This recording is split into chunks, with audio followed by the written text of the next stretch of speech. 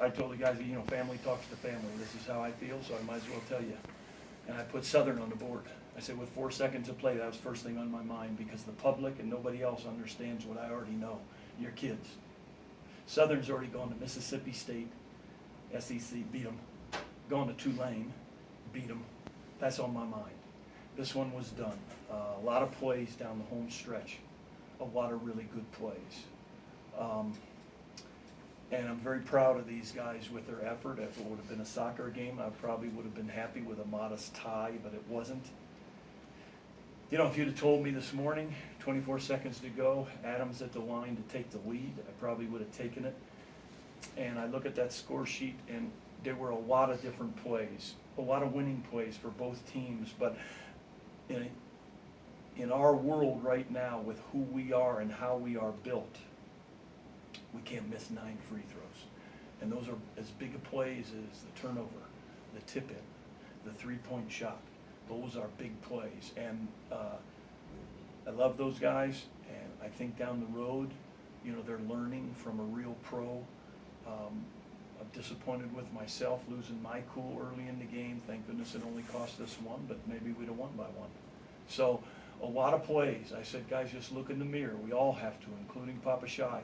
How and what could I have done even a little better, and maybe the outcome's different.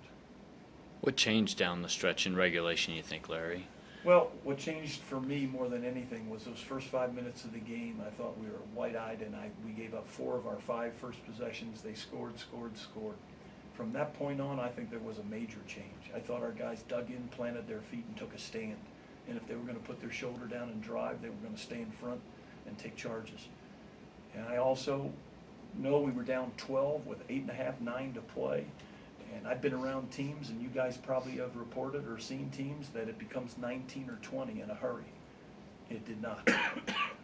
But I think I heard some coach the other day talk about, well, nothing can be gained from a loss. A loss is a loss. One of the most absurd comments I've ever heard. I'd like to win them all. I don't want my name being remembered here about wins or losses or championships. It's how you do what you do. And you know what? These guys did a pretty good job. We're built a little different.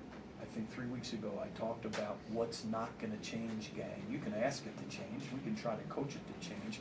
But 185 against 265 is not going to change until Mother Nature takes her course. But I did think we battled. I think we played pretty smart basketball. In overtime, I think Josh gave you a lead, and then I think they ripped off 6 in a row, and Matthews had a couple. Was it just they just made good plays? Was there anything kind of turn there? What did you notice there where they were able to kind of distance themselves? I wish I could reflect specifically and answer your question, but the plays were happening so fast. I mean, we took 2 charges, and then Matthews, who hadn't made but a basket for the whole game, knocked in a nice jump shot. But you have to give Cal a credit too. They got in foul trouble, and they too battled back after they had a large lead. So I can't reflect on all of those plays. I probably have to watch them, but the totality of the game gave me encouragement that down the road these pups will be okay.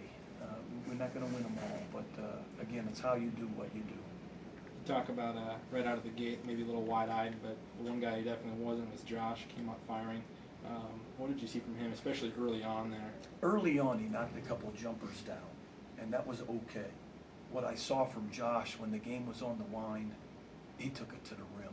He challenged them, even with a hurt ankle.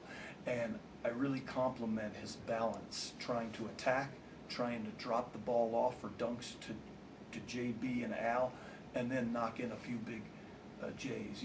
Knowing Josh, he's really hurt that he missed the shot to put us in the lead.